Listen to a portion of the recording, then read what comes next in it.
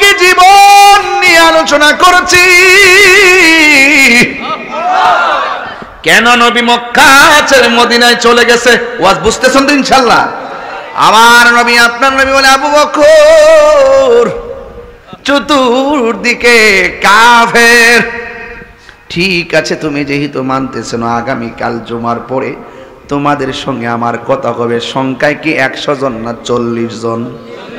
আরো বড় কোন কয়জন? সংখ্যায় মাত্র 40 জন। সবাইকে নিয়ে এইভাবে যখন একসাথে বসলেন, এখন কাফেররা খবর পেয়ে গেছে। আমরা দেশে দেখলাম নবীর উপরে কোরআন নাজিল হইছে, আবু জাহিল্লা কয় খবরদার কেউ কোরআন শুনতে যাইবি না। সব কর্মীরারে ঘরে বসাইয়া যখন রাতের বেলা হইছে, আবু জাহিল্লা যায়া ওই নবী পাকের কোরআন তেলাওয়াত শুনতেছে। কারণ আমার নবীর জীবনে নরম গরম ছিল কি ছিল না?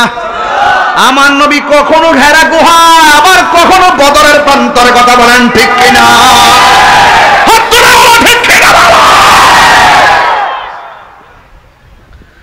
বোঝাই দেয়া যায় সাহাবীরা নবীকে কেমন ভালোবাসতেন।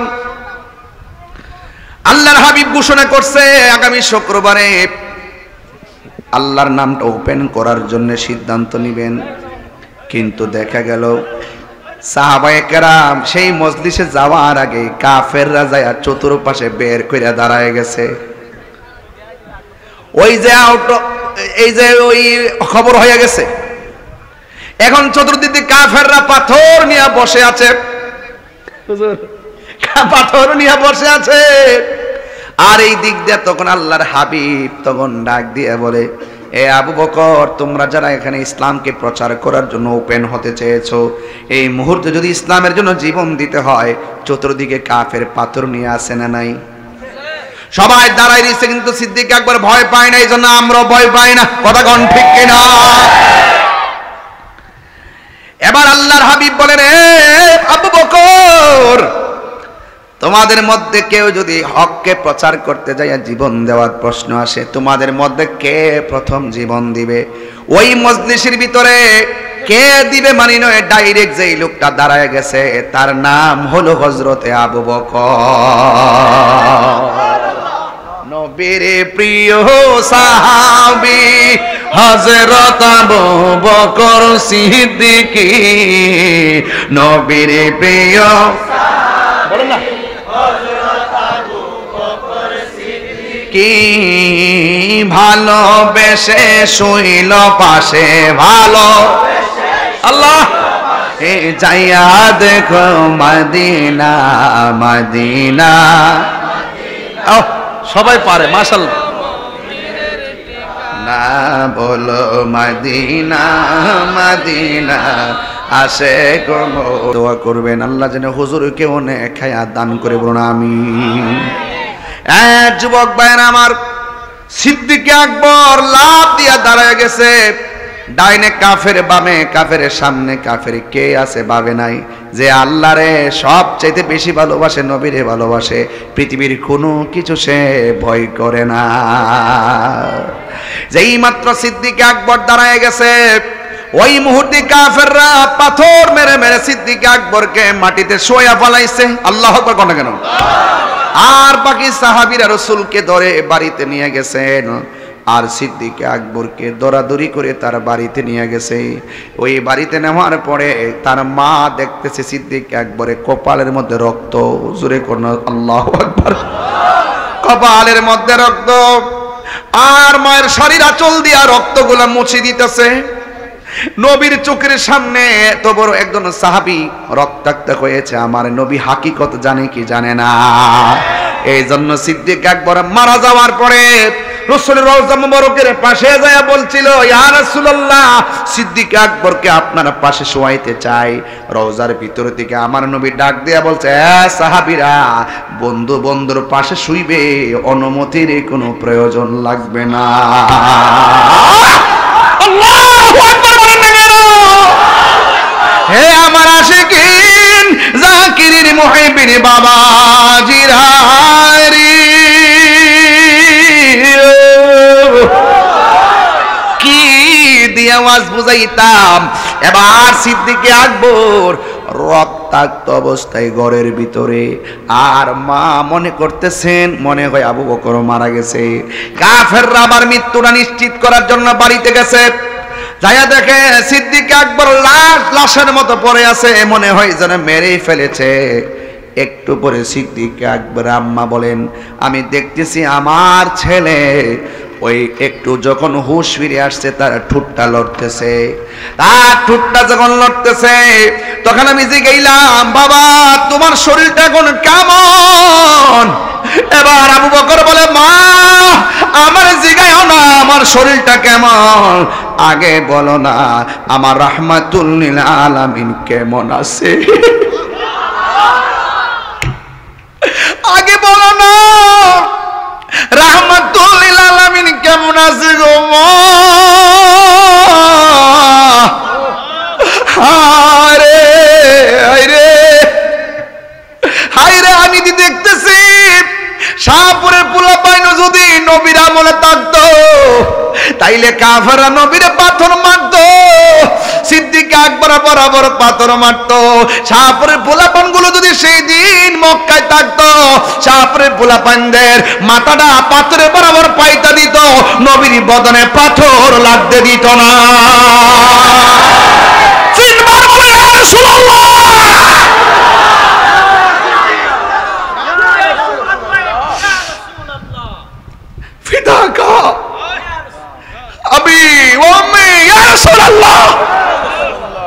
যারা এই খোলা আকাশের নিচে জারবাতি লাগাইয়া রাত প্রায় 1টার সময় কাঁধে কাঁধ মিলাইয়া চাতক পাখির মতন আমি গুনাহগারের কথা শুনে, ও নবী গো নবী তাকায় দেখেন না তারা কত মনোযোগ, ও নবী গো তাকায় দেখেন না ওরা ব্যবসা সাইরা দিছে, নবী গো তাকায় দেখেন না ওরা আরামের ঘুম হারাম কইরা বলাইছে।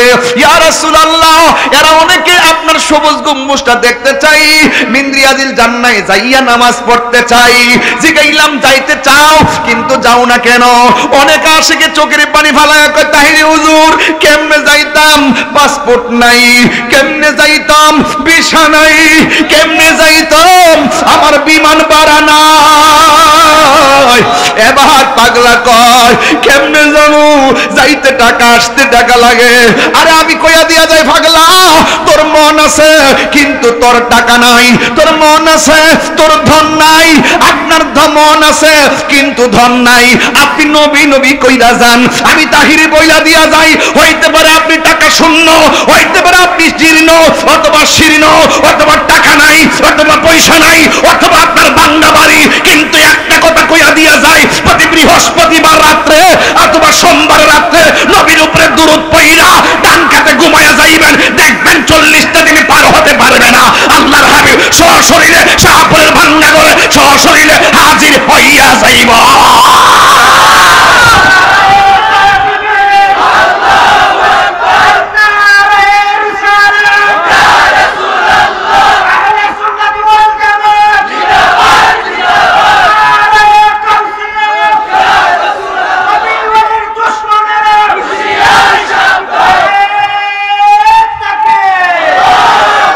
তোমার দেশে এমনি আবু বকরের রওজাটা নবীর পাশে হয় নাই, কোন ডলার দিয়া রিয়াল দিয়া টাকা দিয়া নবীর পাশের জায়গা খরিদ করে না। সিদ্দিক আকবর আমার নবীর ভালোবাসার বদৌলতি নবীর পাশে জায়গা পাইছে। কথা বলেন না ঠিক কিনা?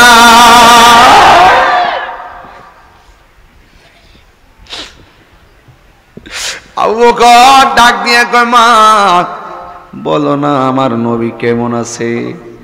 ওই মুহূর্তে কই, বাবা তুমি মনে হয় গলাটা শুকায় গেছে, একটু পানি পান করো আরাম লাগবো, অনেকক্ষণ ধরে খাও না, একটু পানি পান করো। সিদ্দিক আকবর ডাক দিয়ে বলে, মা কেমনে আমারে খাবারের কথা বলছো, যতক্ষণ আমি নবীরে চোখে দেখব না ততক্ষণ আমার মুখে খাবার দিব। ডাক দিয়ে গে, আম্মা তুমি আমার শাড়ির আসল দিয়া মুখটা ডাইকা নবীর কাছে লইয়া যাও। মা ডাক দিয়ে পুত্রে, ডানে কাফের বামে কাফের, তোরে আবার মারবো,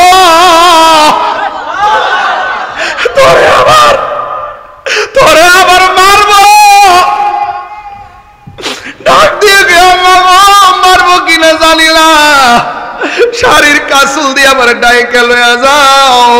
সত হইল তো মা আবু বকর সিদ্দিক রাদিয়াল্লাহু তাআলা আনহুকে আমার নবীর সামনে যখন নিয়ে গেছে, এবার আমার নবী বলে, আবু বকর তুমি কেমন আছো? আবু বকর বলে, নবী গো আমি কেমন আছি খবর নেওয়ার দরকার নাই, আগে বলেন না আপনি নবী কেমন আছে? আমার নবী ডাক দিয়ে কি, আবু বকর, ও আবু বকর সুন্দর শুন, একের পর এক অত্যাচার আর আমার আল্লাহ রাব্বুল আলামিন আমাকে বলেছেন আমি কিন্তু কোনো গোষ্ঠীর জন্য নয়, সারা পৃথিবীর জন্যই আল্লাহ আমাকে রহমত বানিয়ে পাঠাইছে। এ আবু বকর তুমি কেমন আছো? সিদ্দিক আকবর গো নবী গো কেমন আছেন মানি বলে এইভাবে স্টিম রোলার চালানো হয়েছে, অর্থাৎ নবীরেও তার আঘাত করেছে মক্কি জীবনে, সাহাবায়ে কেরামদেরকেও আঘাত করেছে, একের পর এক নবীর পাশে যারা ছিল তারাও আঘাত পেয়েছে। এর দ্বারা প্রমাণ হয়ে গেল সুন্নিয়তের নেতৃত্ব যে দিবে সেও আঘাত পাবে, যারা তার পাশে থাকবে তাদেরও আঘাত আসবে। সব কিছু পিছনে ফেলে বাতিলের মোকাবেলায় লড়ে যেতে হবে। হাত তুলে বলো ঠিক কিনা বলো।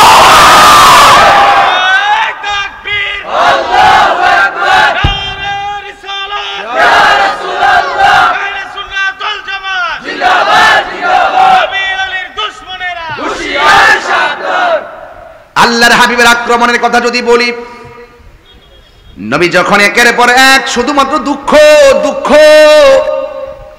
আপনজন পর্যন্ত একের পর এক বিদায়, ওই তায়েফের জমিনে রাসূল যখন গিয়েছেন তাগড়া তাগড়া যুবকরা নবীর দেইকা বড় বড় পাথর মারছে, বড় বড় পাথর দেখছেন আলামতরা। ওই সময় আপনারা থাকলে কি করতেন বাজান কনচান্দি? আপনারা থাকতে কি নবীর সামনে নবীর কেউ পাথর মারতো, আপনারা কি বইয়া থাকতেন? আপনারা কি বসে থাকতেন?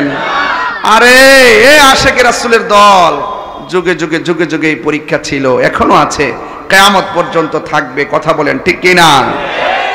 আল্লাহর হাবিব বলে, তায়েফের যুবক আমি যুবকদেরকে বড় ভালোবাসি, আর তার বাস্তব প্রমাণ হলো আমার নবী জীবনে সর্বপ্রথম যেই সংগঠন করেছেন ওই সংগঠনটা যুবকদেরকে দিয়ে করেছেন। ওই সংগঠনের নাম হলো হিলফুল ফুজুল, শান্তি সংগঠন। কথা বলেন ঠিক কিনা? আল্লাহর হাবিব মানুষকে এত ভালোবাসতেন মক্কার কাফেররা পর্যন্ত আমার নবীকে আল আমিন উপাধি দিয়েছে। কথা বলেন ঠিক কিনা? তাইলে এমন একজন নবীর পয়গম্বরের সিরত সুরত আর আদর্শ এমন চমৎকার ছিল, দাওয়াতের আগে তার ভাষা শুননাই মুসলমান হইয়া গেছে। ওই দিকটা রাসূল ডাক দেখে, তায়েফের দল আমি একটু আরামের জন্য এখানে এসেছি, আমার তোরা মারিস না। ওই বেয়াদবরা ডাক দিয়ে কয়, না না না না না, বড় বড় পাথর দিয়ে দিয়ে নবীর গায়ে মুবারকে রক্ত জড়াইছে, পিছন দিক দিয়ে রক্ত, নবীর গায়ে থেকে যদি রক্ত ধরে আমরা কি আমাদের গায়ে আতর লাগাবো? প্রয়োজনে রক্ত দিব। এরপরে আমার নবী আপনার নবী রক্ত মুবারক লইয়া একটা বড় পাথরের মধ্যে হেলান দিয়া রাসূল সেখানে বসলেন। বসার পরে আসমান দিকে একজন ফেরেশতা নামছেন। সুবহানাল্লাহ রে, ওই ফেরেশতার নাম হলো জিবরাইল। যেই জিবরাইলের কয় শত ডানা, আর ওদের কয় শত? 600 ডানা। একটা ডানা বিছাইয়া দিলে সারা পৃথিবী গালিচা হয়ে যাবে। এত বড় বড় ডানা লইয়া জিবরাইল আলাইহিস সালাম আমার নবীর কাছে একবার নয় দুইবার নয় 24,000 বার এসেছে। এরপরে জিবরাইল আলাইহিস সালাম আসমান থেকে যে পাথরের উপরে নামছে, নাইমা উযু করছে। সুবহানাল্লাহ কর না কেন? ওই পাথরটা আমি নিজের হাত দিয়ে হাতাই দিল্লার হাবিব একের পর এক স্টিম রুলার। একদিন আল্লাহর হাবিব সিদ্দিক আকবরকে ডাক দেয়া বলে, হে আবু বকর, আমি মনে হয় আর মদিনায় থাকতে পারবো না রে, আমি মনে হয় মক্কায় থাকতে পারবো না, আমি মক্কা থেকে মদিনায় চলে যেতে হবে। এত আঘাত। আমি ঘটনা অনেক বলতে পারতাম, মা হালিমার ঘটনা থেকে দৌড়ে আর মিলাদুন্নবী থেকে দৌড়ে আমি অনেক কথা বলতে পারতাম, বলতাম না কি আমি থাকতে পারতাম না, আমাকে অনেক দূরে যেতে হবে, এই জন্য কেটে দিলাম। খেয়াল করবেন আল্লাহর হাবিব বলেন, আবু বকর আমি মক্কা ছেড়ে চলে যেতে হবে। কোথায় যাবেন? কয়ে মদিনায় যাব। সিদ্দিক আকবরের কথাটা শুনতে দেরি, চোখের পানি ফেলে কাঁদতে দেরি করে নাই। আল্লাহর হাবিবকে সিদ্দিক আকবর ডাক দিয়ে কি, ইয়া রাসূলুল্লাহ, নবী গো,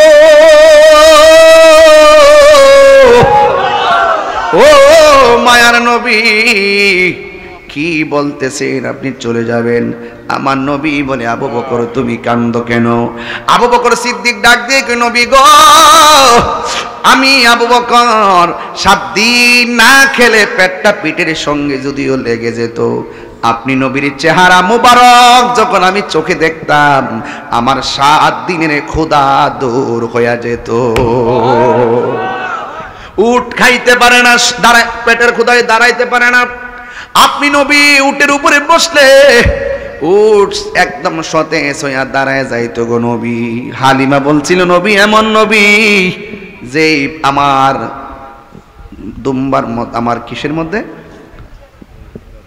আমার যে গাদারা উষ্টি, আমার উষ্টির স্তন ছিল জীর্ণ শীর্ণ শুকনা। আল্লাহর হাবিবকে যখন আমি ছোটবেলায় নিয়ে সেখানে আরোহণ করলাম, সাথে সাথে আমার উষ্টির স্তনের মধ্যে দুধ পর্যাপ্ত চলে এসেছে। আল্লাহু আকবার কোন না কেন? আমার স্তনের মধ্যে দুধ ছিল না। নবী যখন আমার ঘরের মধ্যে শৈশবে আসছে, আমার স্তনের মধ্যে পর্যাপ্ত দুধ এসেছে। শুধুমাত্র তাই নয়, আমার ঘরের সামনে একটা খেজুর গাছ, যে গাছটা ছিল মরা, এই খেজুর গাছটা আমার আল্লাহ নবীর বরকতে জিন্দা বানাইয়া দিছে। আল্লাহু আকবার। আমার নবী ছোটবেলায় তো ইনসাফ ছিল, এক স্তনে দুধ পান করছে আর এক স্তনে মুখ লাগাই নাই। কারণ আমার নবী এত ইনসাফওয়ালা, কারণ আমার নবী জানতেন আর একটা দুধ ভাই আছে, আমি এক স্তনে দুধ পান করবো, আমার ওই ভাইটা আর এক স্তনে দুধ পান করবে। এই শৈশবে যেই নবীর এত ইনসাফ, এর দ্বারা প্রমাণ হয়ে যায় আমার নবী, আপনার নবী এই দুনিয়াতে নবী হইয়াই শুভ আগমন করেছে। এদিকে গেলাম না রে বাবা আমার। সিদ্দিক আকবর চোখের পানি ফেলাইয়া কান্দে। নবী বলে, আবু বকর তুমি কান্দো কেন?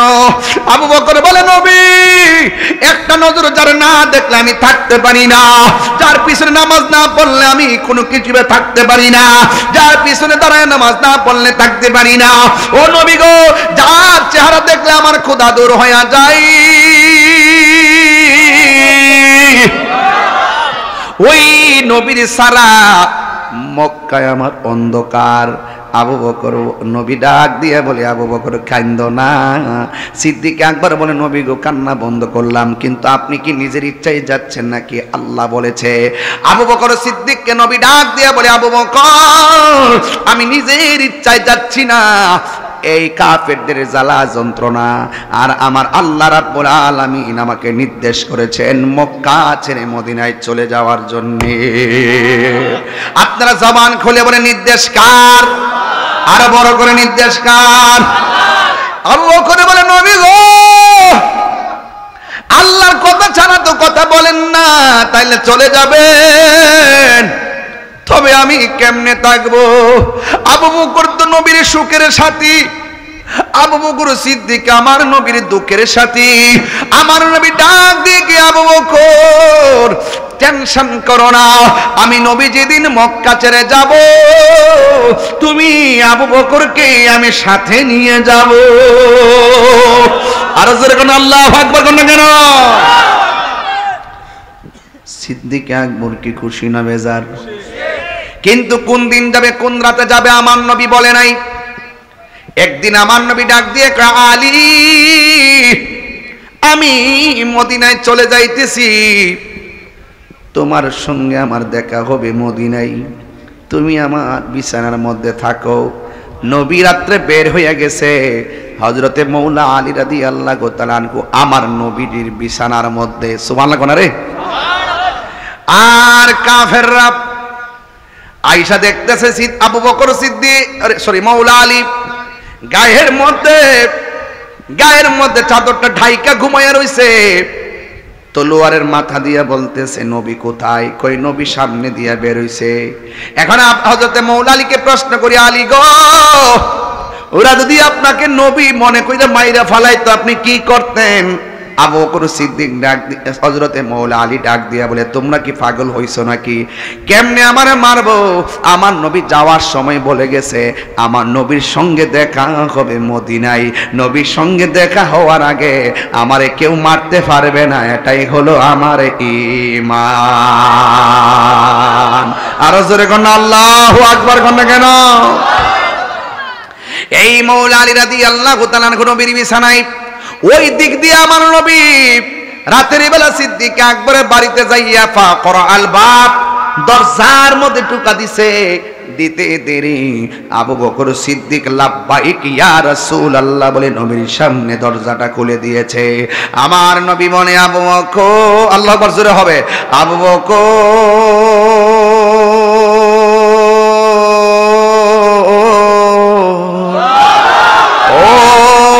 আবু বকর আমি যে আজকে রাতের বেলা আসবো তোমাকে তো আমি বলি নাই, তুমি কেমনে দরজাটা খুললা ফালালার সাথে সাথে? তুমি কি এত গভীর রাত্রেও ঘুমাও নাই?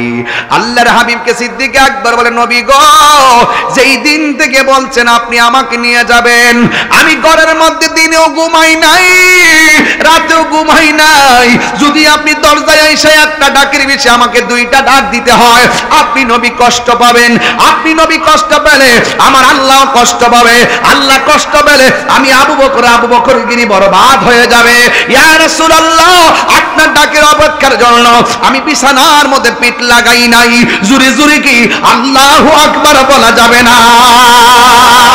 আল্লাহু আকবার, এটারে বলে আশিকে রাসূল। কথা বলেন ঠিক কিনা? এটাকে বলে নবীর পাগল, নবীর দিওয়ানা। কথা কোন ঠিক কিনা? এবার আমার নবী বলে আবু বকর রাত্র হয়ে গেছে, তাড়াতাড়ি চল অন্ধকারে বের হয়ে যেতে হবে। যাইতে যাইতে যাইতে যাইতে যাইতে যাইতে অনেক দূর সামনে গেল। সিদ্দিক আকবর ডাক দিয়া বলে নবী গো আপনি এবার পিছনে থাকেন, আমি আপনার সামনে থাকবো। এবার ডাক দিয়া বলে আবু বকর তুমি কেমনে নবীর সামনে থাকার কথা বলতেছো? ইয়া রাসূলুল্লাহ বিয়াদবি হলে হবে গো নবী, এই সামনের বাড়িটা কাফেরের বাড়ি, ওরা তো আপনারে খুঁজতেছে। যদি তারা দেখে আপনি রাস্তা দিয়ে যাইতেছেন, সামনে দিকে আপনার গায়ের মধ্যে তীর মারতে পারে। ইয়া রাসূলুল্লাহ আমি আবু বকর আপনার সামনে থাকবো, একটা বুঝি না, দুইটা বুঝি না, পাঁচটা বুঝি না, 10টা বুঝি না, 1000 তীরও যদি আসে ওই তীরগুলো আমি আবু বকরের বুকের মধ্যে নিয়ে নিব। কিন্তু আপনি রাহমাতুল লিল আলামিন বদন মোবারকে একটা তীরের আঘাতও লাগতে দিতাম না।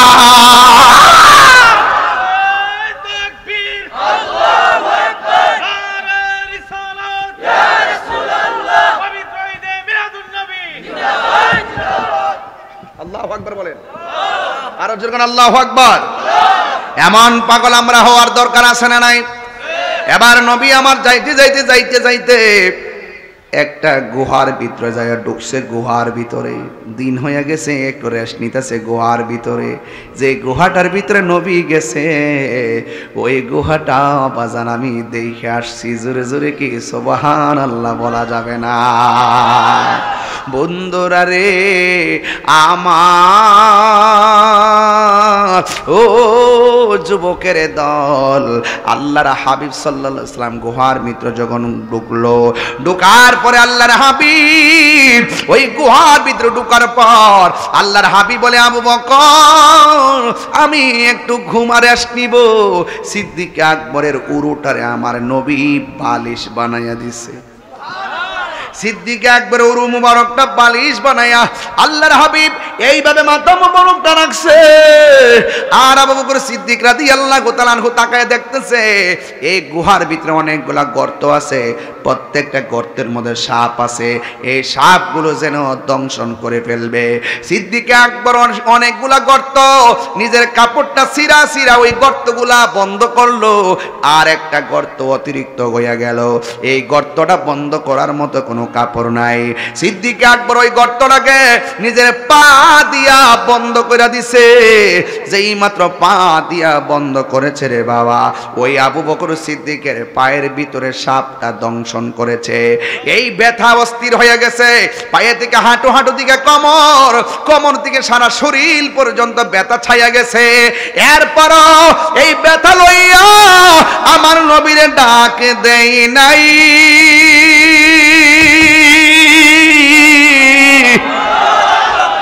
আমার নবী যতক্ষণ ঘুমাইছে ওই কতক্ষণ পর্যন্ত আবু বকর সিদ্দিক নবীর ডাক দেই নাই।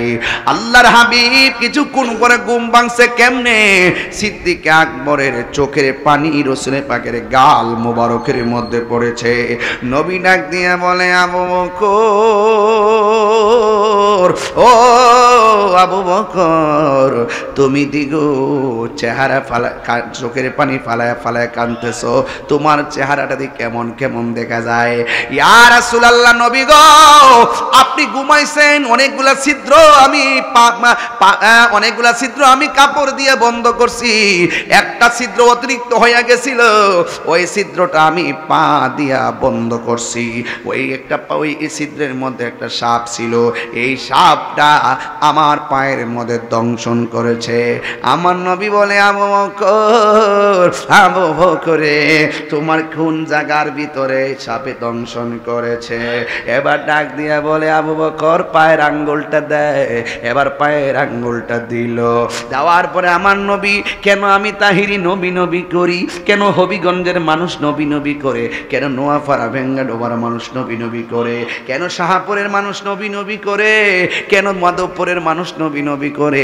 এই জন্য নবী নবী করে। আমার নবীর মতো কেউ নাই।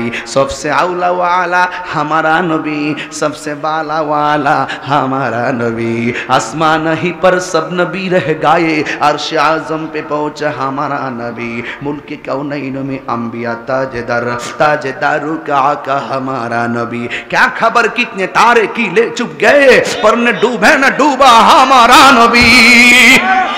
ओ बंधु रे আমার নবী বলে, আবু বকর কোন জায়গার ভিতরে তোমার আঘাত করছে? এবার পায়ের আঙ্গুলটা যখন দেখাইলো, কিসের উজা, কিসের বাদ্যা, কিসের কিতা, নবী পাকের থুতু মুবারকটা আবু বকরের সেই দংশনের জায়গায় লাগায় দিছে রে বাবা। সাথে সাথে আবু বকর সিদ্দিক বলেন, আমার নবীর থুতু মুবারক লাগতে দেরি, আমার পায়ের আঙ্গুলের ব্যথা দূর হইতে দেরি হয় না। আরো জোরে কোন আল্লাহু আকবার। আবু বকরকে সাপে কাইটা ধ্বংস করিল, আঙ্গু নবীর থুতু লাইগা ভালো হয়ে গেল। সেই যুগে কি ওজা বাদ্যা সেদিন ছিল নি? বিজ্ঞানীদের বিজ্ঞানী আঙ্গু নবীজি, বিজ্ঞানীরা রকেট চড়ে, কি কষ্ট হচ্ছে নাকি আপনাদের? বিজ্ঞানীরা রকেট চড়ে চাঁদের দেশে যায়, আঙ্গু নবী রকেট ছাড়া মেরা শরীফ যাই। সেই যুগে কি রকেট বিমান সেদিন ছিল নি? বিজ্ঞানীদের বিজ্ঞানী আঙ্গ নবীজি, বলো বিজ্ঞানীদের বিজ্ঞানী আঙ্গ নবীজি। এমন একজন নূর নবী টোকায় হাইবানি, এমন একজন নূর নবী টোকায় হাইবানি, বিজ্ঞানীদের বিজ্ঞানী আঙ্গ নবীজি। ঠিক কি না? আরে যেই নবীর রক্ত মুবারক আমাদের মতো নয়, যেই নবীর পায়খানা মুবারক আমাদের মতো নয়, যেই নবীর প্রস্রাব মুবারক আমাদের মতো নয়, যেই নবীর পসিনা মুবারক আমাদের মতো নয়, যেই নবীর থুতু মুবারক আমাদের মতো নয়, যেই নবীর পসিনা মুবারক আমাদের মতো নয়, সেই নবীকে যারা আমাদের মতো মানুষ বলবে তাদের ঈমান নাই, ঈমান নাই, ঈমান নাই। কথা বলেন ঠিক কি না?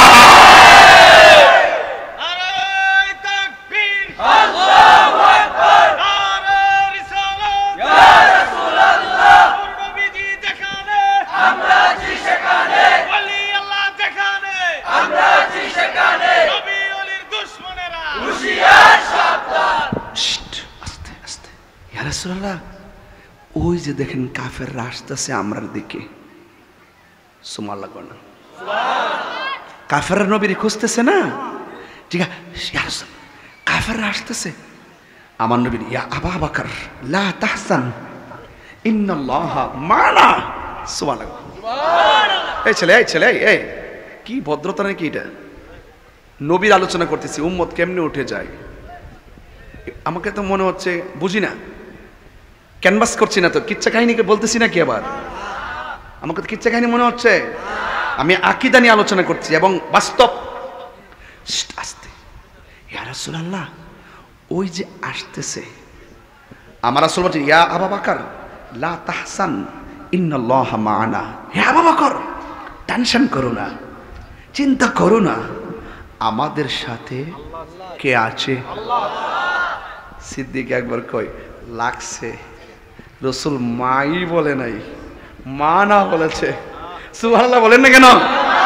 রসুল যদি বলতো আমার সাথে আল্লাহ আছে, তাইলে বোঝা যাবো ওকে বিপদ আছে। কথা কোন ঠিক না বেড়ে? মা না, বলছে আমাদের সাথে আল্লাহ আছে।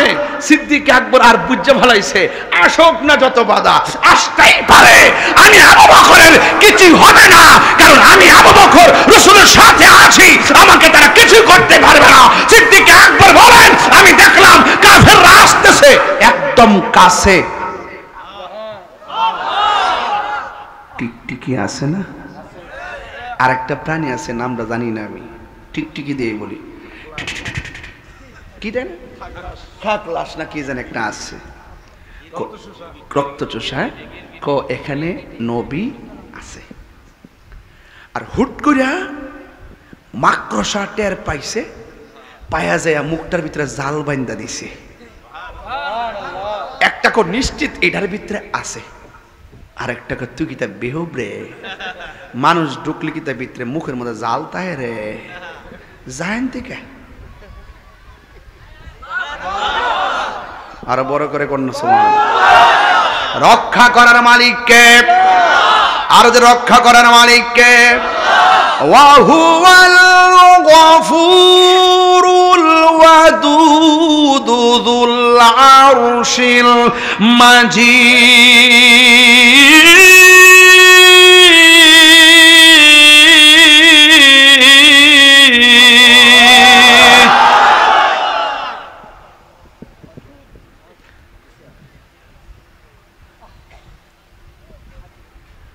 Allah is the forgiving and loving.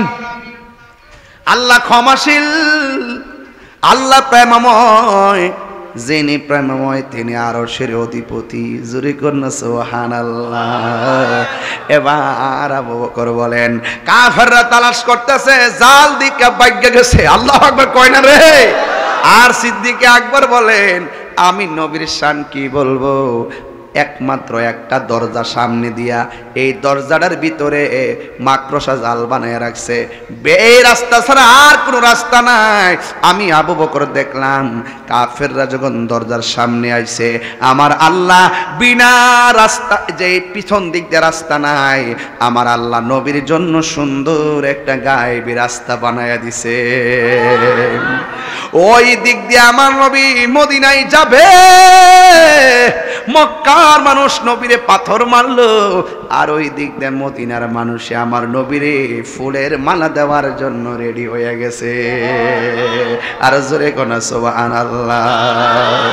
সোনার মদিনা বহু দূরে, সোনার মদিনা দূরে, কিন্তু মদিনাওয়ালা আমার অন্তরে, কিন্তু মদিনাওয়ালা। রাসূল তুমি শোনো গো আমার ফরিয়াদ, চমুকতে বাড়িয়ে দাও নূরানি হাত, চমুকতে বাড়িয়ে দাও। রাসূল তুমি শোনো গো আমার ফরিয়াদ, চমুকতে বাড়িয়ে দাও নূরানি হাত, চমুকতে বাড়িয়ে দাও নূরানি হাত। আমার মন কান্দে রে, প্রাণ কান্দে রে, মন কান্দে, প্রাণ কান্দে রে। ওই মদিনা কেমনে যাব মন মানে না রে, ওই মদিনা কেমনে যাব মন মানে না রে। মদিনা আমার জান, মদিনা আমার প্রাণ। ও দিন ভালো লাগতেছে, অনেক শান্তি লাগতেছে আজকে। জানের জান মদিনাতে আছে আমার জানের জান। ও গো মদিনা আমায় ডাকো না, ও গো মদিনা না, তোমায় দেখার লাগে আমার মন করে আনচান, তোমায় দেখার লাগে আমার মন করে আন। রব্বুল আলামিন তোমারি বুকে পাঠালে আমাদের নূর।